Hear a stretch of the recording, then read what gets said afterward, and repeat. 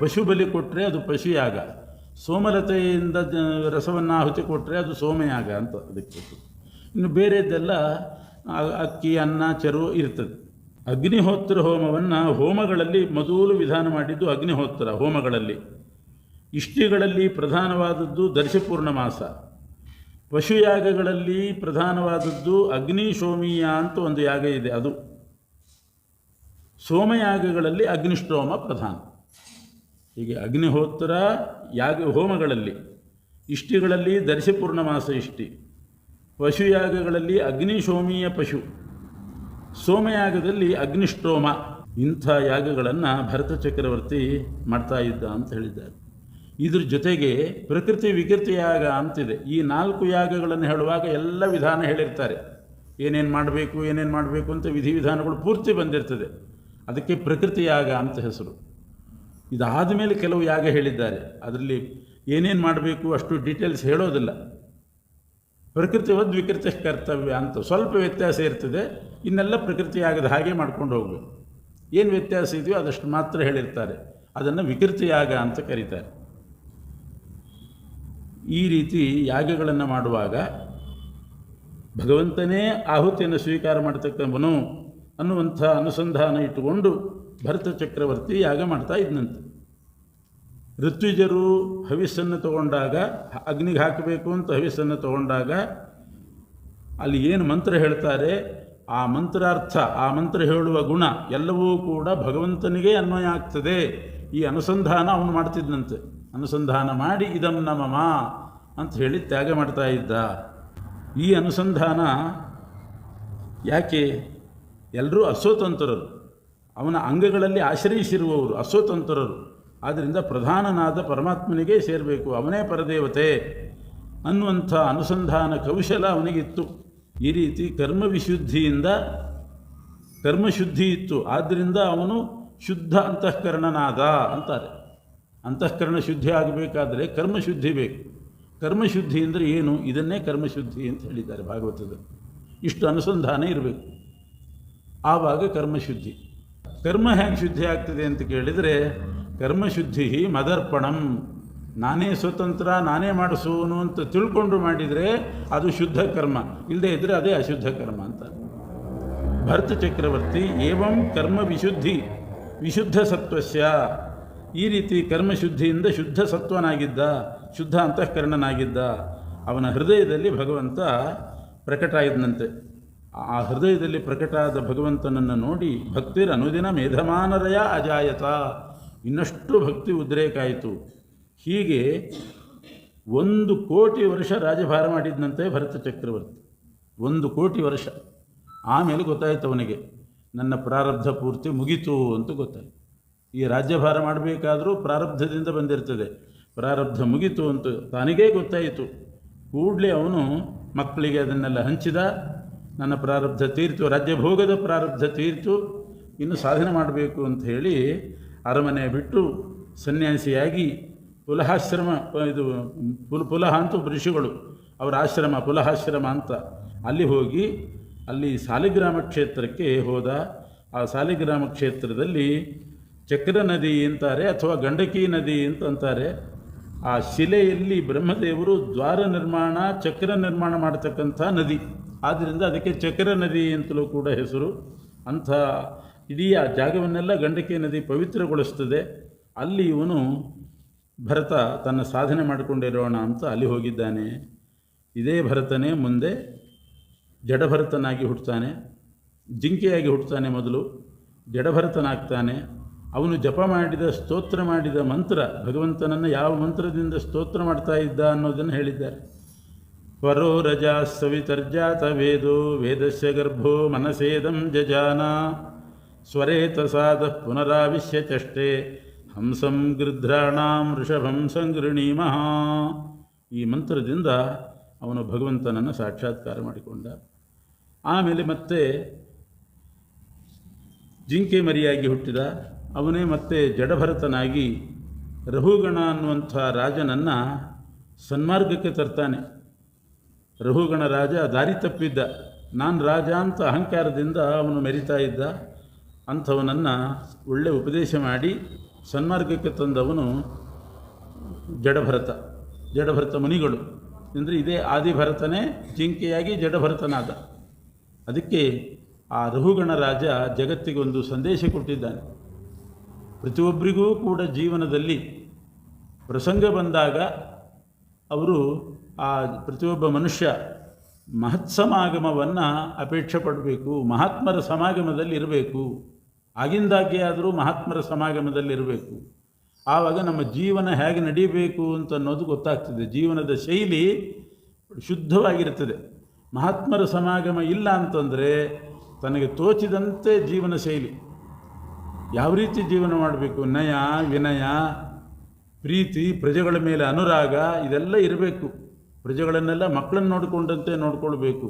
ಇಂಥ ಜೀವನದ ಒಂದು ಕ್ರಮ ಪದ್ಧತಿ ಗೊತ್ತಾಗಬೇಕಾದರೆ ಜಡಭರತರಂಥ ಮಹಾತ್ಮರ ಸಂಘ ಆಗಬೇಕು. ಎಷ್ಟು ಕೊಬ್ಬಿದ್ದೆ ನಾನು ಅಂತ ಅಂದ್ಕೊಳ್ತಾನು ರಹುಗಣ ರಾಜ. ಎಷ್ಟು ಕೊಬ್ಬಿದ್ದೆ, ಎಷ್ಟು ಅಹಂಕಾರ. ಕೈಕಾಲು ಗಟ್ಟಿ ಇದ್ದರೂ ಕೂಡ ಪಲ್ಲಕ್ಕಿಯಲ್ಲಿ ಕೂತ್ಕೊಂಡು ಜಡಭರತರ ಕೈಯಲ್ಲಿ ಪಲ್ಲಕ್ಕಿ ಹೊರಿಸ್ತಾ ಇದ್ದೆ ನಾನು. ಆದರೆ ಅವರು ಎಂಥ ಜ್ಞಾನಿಗಳು, ಬೂದಿ ಮುಚ್ಚಿದ ಕೆಂಡ.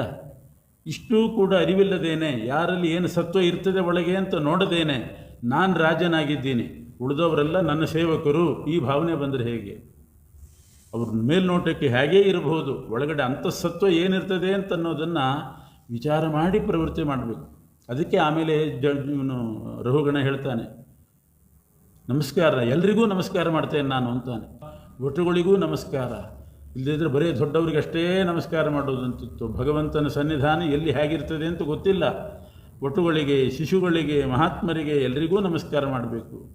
ಏ ಬ್ರಾಹ್ಮಣಾಗಾಮ್ ಅವಧೂತಲಿಂಗಾಹ, ಅವರು ಅವಧೂತರಾಗಿರ್ತಾರೆ, ಮೇಲ್ನೋಟಕ್ಕೆ ಗೊತ್ತಾಗೋದಿಲ್ಲ. ಜಡ ಮೂಕರಂತೆ ಇರ್ತಾರೆ ಅಂತ ಹೇಳಿ ಪಶ್ಚಾತ್ತಾಪ ಪಡ್ತಾನೆ. ಅವರಲ್ಲಿ ಕ್ಷಮೆ ಕೇಳ್ತಾನೆ ರಹುಗಣ ರಾಜ. ಅವನನ್ನು ಪರಿವರ್ತನೆಗೊಳಿಸಿದರು. ಇದಿಷ್ಟು ಶುಕಮುನಿಗಳು ಹೇಳಿ ಆಮೇಲೆ ಬ್ರಹ್ಮಾಂಡದ ಒಳಗಡೆ ಎಂಥ ಪ್ರಪಂಚ ಸೃಷ್ಟಿ ಮಾಡಿದ್ದಾನೆ ಪರಮಾತ್ಮ ಅನ್ನೋದನ್ನು ಹೇಳ್ತಾರೆ. ಬಹುಚಿತ್ರ ಜಗದ್ ಬಹುಧಾ ಕರಣಾತ್ ಪರಶಕ್ತಿರನಂತ ಗುಣಃ ಪರಮಃ. ಎಷ್ಟು ವಿಚಿತ್ರ ಜಗತ್ತು ಇದು ಅನ್ನೋದು ಅರ್ಥ ಆಗಬೇಕು. ಆಗ ಭಗವಂತನ ಮಹಿಮೆ ಗೊತ್ತಾಗ್ತದೆ. ಕಾರ್ಯ ನೋಡಿ ಕಾರಣ ಅನುಮಾನ ಮಾಡಬೇಕು. ಹಾಗೆ ಇಂಥ ಅದ್ಭುತ ಜಗತ್ತನ್ನು ಸೃಷ್ಟಿ ಮಾಡಿದ್ದಾನೆ, ಎಷ್ಟು ಚಿತ್ರ ವಿಚಿತ್ರ ಅಂಥೇಳಿ ನಾವು ಪರಮಾತ್ಮನ ಮಹಿಮೆಯನ್ನು ಅರ್ಥ ಮಾಡ್ಕೊಳ್ಳಿಕ್ಕೆ ಸಾಧ್ಯ ಇದೆ. ಆ ದೃಷ್ಟಿಯಿಂದ ಜಗತ್ತನ್ನು ಅವಲೋಕನ ಮಾಡಬೇಕಂತ, ಜಗತ್ತನ್ನು ಗಮನಿಸಿ ನೋಡಬೇಕು. ಒಂದೊಂದು ಜಡ ಪದಾರ್ಥ, ಒಂದೊಂದು ಚೇತನವನ್ನು ಗಮನಿಸಿ ನೋಡಿದರೆ ಎಷ್ಟು ವೈಚಿತ್ರ್ಯ, ಪರಮಾತ್ಮನ ಮಹಿಮೆ ಎಂಥದ್ದು ಅಂತ ಗೊತ್ತಾಗ್ತದೆ.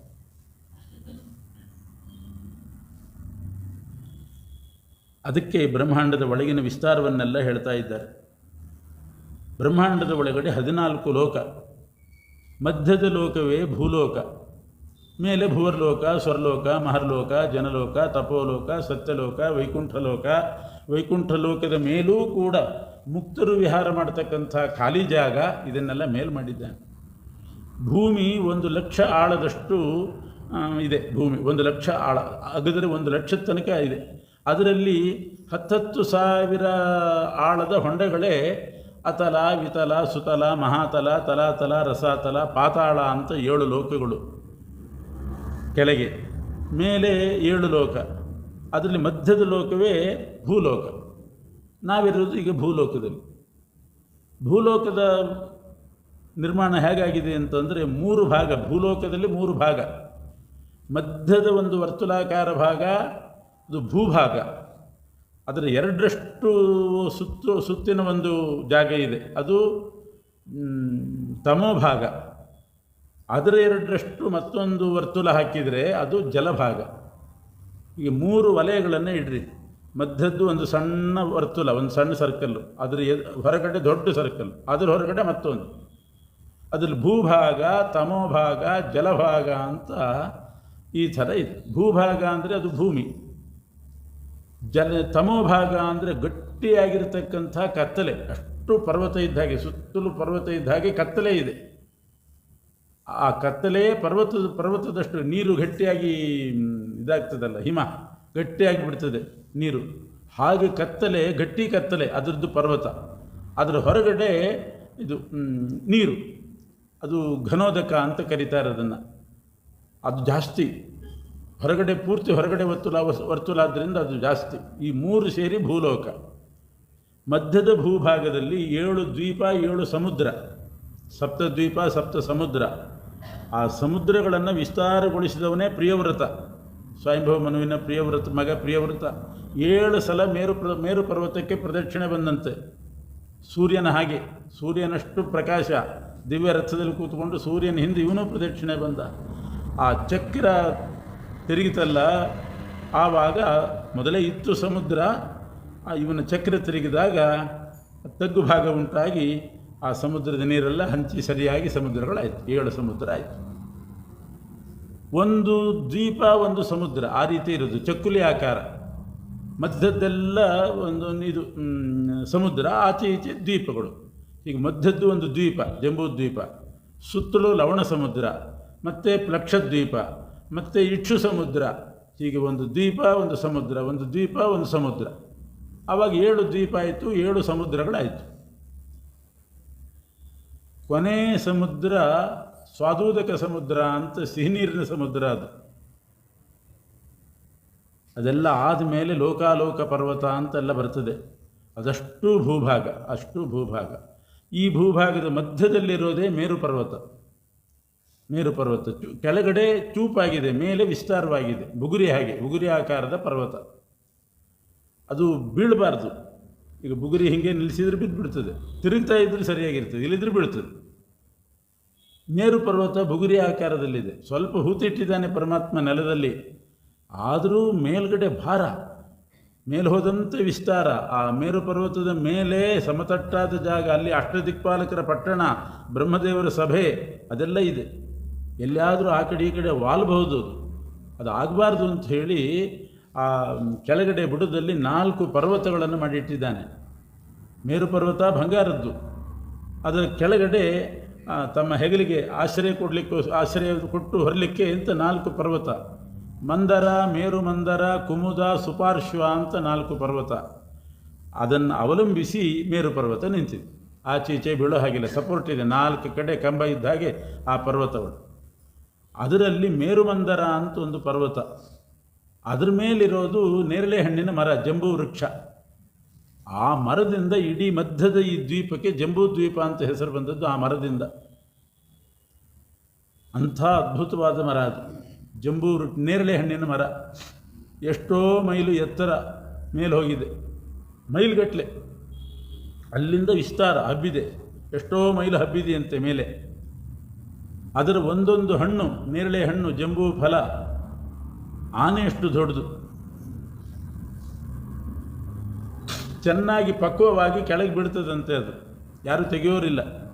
ತಾನಾಗೆ ಪಕ್ವವಾಗಿ ಬಿದ್ದರೆ, ತೊಟ್ಟು ಕಳಿಸಿ ಬಿದ್ದರೆ ಅದು ಒಡೆದು ಅಷ್ಟು ಮೈಲ್ಗಟ್ಟಲೆ ಎತ್ತರದಿಂದ ಬಿದ್ದ ಫೋರ್ಸಿಗೆ ಹೊಡಿತದಂತೆ. ಛಿದ್ರ ಆಗಿ ತಾನೇ ರಸವಾಗಿ ಹರಿತದಂತೆ. ಯಾರೂ ಜ್ಯೂಸ್ ಮಾಡಬೇಕಾಗಿಲ್ಲ, ತಾನೇ ಹರಿತದೆ. ಅದು ಜಂಬೂ ನದಿ ಅಂತ ಆ ನದಿ. ಆ ನದಿ ಹರಿಯುವಾಗ ಅದರ ರಸ ಭೂಮಿ ಆಳಕ್ಕಿಳಿತದೆ, ನೀರು ನೆಲದ ಕೆಳಗಡೆ ಇಳಿತದಲ್ಲ, ಹಾಗೆ ರಸ ಇಳಿತದೆ.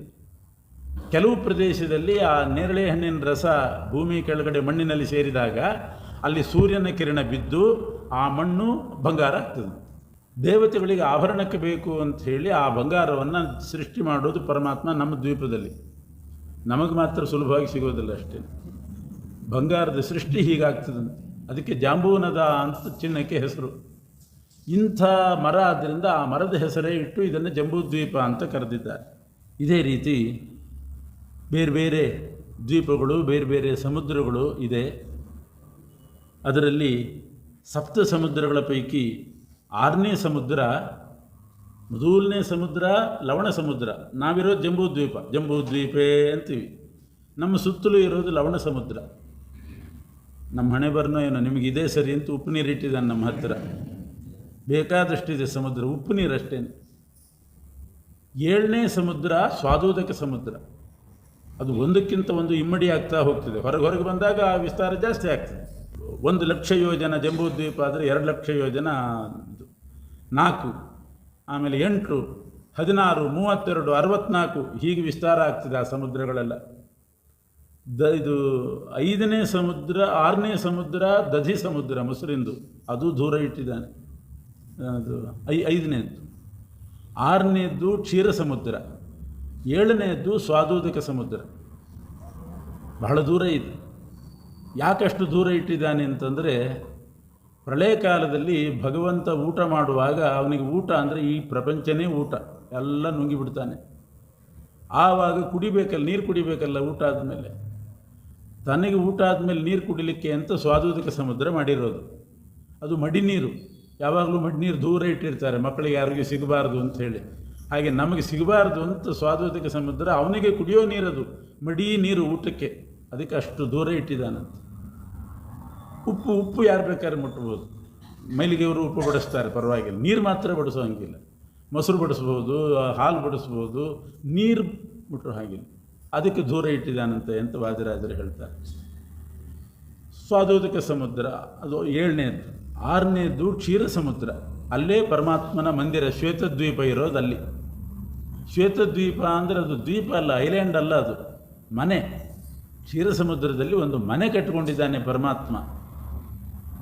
ಕ್ಷೀರ ಸಮುದ್ರದಲ್ಲಿ ಮನೆ ಕಟ್ಟಿಕೊಳ್ಬೇಕಾದ್ರೆ ಯಾವುದರಿಂದ ಕಟ್ಟಿಕೊಂಡ ಅಂದರೆ, ಆ ಹಾಲಿನ ಮೇಲೆ ಕೆನೆಯಂತೆ, ಆ ಕೆನೆಯಿಂದ ಮನೆ ಕಟ್ಟಿಕೊಂಡಿದ್ದಾನೆ. ಎಷ್ಟು ಗಟ್ಟಿ ಕೆನೆ ಅದು, ಕೆನೆ ಮನೆ ಅಂತ ಹೆಸರು ಅದಕ್ಕೆ. ಅದು ಬೆಳ್ಳಗಿರ್ತದೆ, ಆದ್ದರಿಂದ ಶ್ವೇತದ್ವೀಪ ಅಂತ ಅದಕ್ಕೆ ಹೆಸರು. ಇದು ಕ್ಷೀರ ಸಮುದ್ರ ಅಂದರೆ 6ನೇದ್ದು. ಅದಕ್ಕಿಂತ ಈಚೆ ಇರೋದು ಮೊಸರಿನ ಸಮುದ್ರ, ದಧಿ ಸಮುದ್ರ. ಇದು ವಸ್ತುಸ್ಥಿತಿ ಇರೋದು ಹೀಗೆ. ಆದರೆ ಭಾಗವತದಲ್ಲಿ ವ್ಯಾಸರು ಕ್ಷೀರ ಸಮುದ್ರ ಮೊದಲು ಹೇಳಿ ಆಮೇಲೆ ದಧಿ ಸಮುದ್ರ ಹೇಳಿದ್ದಾರೆ. 5ನೇ ಸಮುದ್ರನೇ ಕ್ಷೀರ ಸಮುದ್ರ, 6ನೇದ್ದು ದಧಿ ಸಮುದ್ರ, 7ನೇದ್ದು ಸ್ವಾದೋದಕ ಸಮುದ್ರ ಅಂತಿದ್ದಾರೆ. ಮಧ್ವಾಚಾರ್ಯರು ಅದನ್ನು ವ್ಯತ್ಯಾಸ ಮಾಡಿ ಅರ್ಥ ಬರೀತಾರೆ. 5ನೇದ್ದು ದಧಿ ಸಮುದ್ರ ಅಂತ ಭಾಗವತದಲ್ಲಿದೆ, ಆದರೆ ಅದು ಮೊಸರಿನ ಸಮುದ್ರ ಅಲ್ಲ, ಅಲ್ಲಿ ದಧಿ ಅಂದರೆ ಹಾಲು ಅಂತ ಅರ್ಥ ಅಂತ ಬರೀತಾರೆ. ಎಷ್ಟು ವಿಚಿತ್ರ ಭಾಷೆ ಹೇಗಿದೆ ಭಾಗವತದ್ದು. ಹಾಲಿನ ಸಮುದ್ರ ಅನ್ನಲಿಕ್ಕೆ ದಧಿ ಸಮುದ್ರ ಅಂತ ಬರೆದಿದ್ದಾರೆ ವ್ಯಾಸರು. ಎಷ್ಟು ಕಷ್ಟ. ಇದು ಭಾಗವತದಲ್ಲಿ ಮಾತ್ರ ಹಾಗರ್ಥ. ದಧಿವ್ರತ ಅನ್ನುವಾಗ ಮತ್ತೆ ಇದು ಹಾಗೆ ಹಾಲಿನ ವ್ರತ ಅಂತ ಮಾಡಿಬಿಡಬಾರ್ದು. ದಧಿವ್ರತ ಅಂದರೆ ಮೊಸರೇ ಬಿಡಬೇಕು, ಅಲ್ಲಿ ಹಾಲು ಬಿಡೋದಲ್ಲ. ದಧಿ ಅಂತ ಯಾಕೆ ಕರೆದ್ರು, ನಿಜವಾಗೂ ಅದು ಹಾಲಿನ ಸಮುದ್ರವನ್ನು ದಧಿ ಸಮುದ್ರ ಅಂತ ಕರೆದಿದ್ದಾರೆ. ದಧಿ ಸಮುದ್ರವನ್ನು ಕ್ಷೀರ ಸಮುದ್ರ ಅಂತ ವ್ಯತ್ಯಾಸ ಮಾಡಿ ಕರೆದಿದ್ದಾರೆ. ಯಾಕೆ ಅಂದರೆ, ಹಾಲಿನ ಸಮುದ್ರ ಏನಿದೆ ಅದನ್ನು ಕ್ಷೀರ ಸಮುದ್ರ ಅಂತಲೇ ಬರೆದು ಬಿಟ್ಟಿದ್ದರೆ ಈಗಿದೆಯಲ್ಲ ಕ್ಷೀರ, ನೀರು ಹಾಲು, ಆ ರೀತಿ ಇದೆ ಅಂತ ಅರ್ಥ ಆಗ್ತಿತ್ತು. ಹಾಗಾಗಬಾರ್ದು. ಆ ಭಗವಂತ ಸೃಷ್ಟಿ ಮಾಡಿದ ಕ್ಷೀರ ಸಮುದ್ರ ನೀರು ಹಾಲಿನ ಸಮುದ್ರ ಅಲ್ಲ, ಮೊಸರಿನಷ್ಟು ಗಟ್ಟಿಯಾದ ಹಾಲು ಅಂತ ತೋರಿಸಲಿಕ್ಕೆ ದಧಿ ಶಬ್ದ ಹಾಕಿದ್ದಾರಂತೆ ವ್ಯಾಸ. ಇನ್ನು ಮೊಸರಿನ ಸಮುದ್ರವನ್ನು ಕ್ಷೀರ ಸಮುದ್ರ ಅಂತ ಯಾಕೆ ಬರೆದರು ಅಂತಂದರೆ, ಆ ಮೊಸರು ಹುಳಿ ಮೊಸರಲ್ಲ, ಹಾಲಿನ ಹಾಗೆ ಸಿಹಿ ಮೊಸರು ಅಂತ ತೋರಿಸಲಿಕ್ಕೆ ಕ್ಷೀರ ಸಮುದ್ರ ಅಂತ ಬರೆದಿದ್ದಾರೆ ವ್ಯಾಸರು. ಮಧ್ವಾಚಾರ್ಯರು ಹೇಳ್ತಾರೆ, ಇಡೀ ನವಾವರಣದಿಂದ ಕೂಡಿದಂಥ ಬ್ರಹ್ಮಾಂಡದ ಹೊರಗಡೆ 9 ಆವರಣ ಇದೆ. 9 ಆವರಣದಿಂದ ಸಹಿತವಾದ ಬ್ರಹ್ಮಾಂಡ ನನಗೆ ಪುಟ್ಟ ಮನೆ ಇದ್ದ ಹಾಗೆ ಅಂತಾರೆ ಮಧ್ವಾಚಾರ್ಯ. ಸಣ್ಣ ಮನೆಯಲ್ಲಿ ಎಲ್ಲಿ ಬೇಕಾರಲ್ಲಿ ಓಡಾಡ್ಬೋದಲ್ಲ, ಹಾಗೆ ಬ್ರಹ್ಮಾಂಡದ ಹೊರಗಿನ ನವಾವರಣ, ಅಲ್ಲೆಲ್ಲ ಎಲ್ಲಿ ಏನಿದೆ ಅಂತ ಹೋಗಿ ನೋಡಿ ಬರುವಷ್ಟು ಶಕ್ತಿ ನಂದು. ಅದರಿಂದ ಎಲ್ಲಿ ಏನಿದೆ ಅದೆಲ್ಲ ಅವ್ರಿಗೆ ಗೊತ್ತು. ಮತ್ತು ಕೋಶದಲ್ಲಿಯೂ ಹೇಳಿದ್ದಾರೆ, ಹಾಲು ಗಟ್ಟಿ ಇದ್ದರೆ ಅದನ್ನು ದಧಿ ಅಂತ ಕರಿಬಹುದು. ಅದರಿಂದ ದಧಿ ಶಬ್ದಕ್ಕೆ 2 ಅರ್ಥ, ಒಂದು ಮೊಸರು ಅಂತ ಅರ್ಥ, ಇನ್ನೊಂದು ಗಟ್ಟಿ ಹಾಲು ಅಂತ ಅರ್ಥ. ಹಾಗೆ ಕ್ಷೀರ ಶಬ್ದಕ್ಕೆ 2 ಅರ್ಥ, ಒಂದು ಹಾಲು, ಇನ್ನೊಂದು ಸಿಹಿ ಮೊಸರು ಅಂತ ಅರ್ಥ. ಈ ಅರ್ಥದಲ್ಲಿ ವೇದವ್ಯಾಸ ದೇವರು ಬರೆದಿದ್ದಾರೆ. ಅದನ್ನು ಆಚಾರಲ್ಲದೆ ಯಾರಿಗೂ ಅರ್ಥ ಆಗಲಿಕ್ಕೆ ಸಾಧ್ಯ ಇಲ್ಲ. ಹೀಗೆ ಬ್ರಹ್ಮಾಂಡದ ವರ್ಣನೆ 5ನೇ ಸ್ಕಂದದಲ್ಲಿ ಮಾಡಿದ್ದಾರೆ.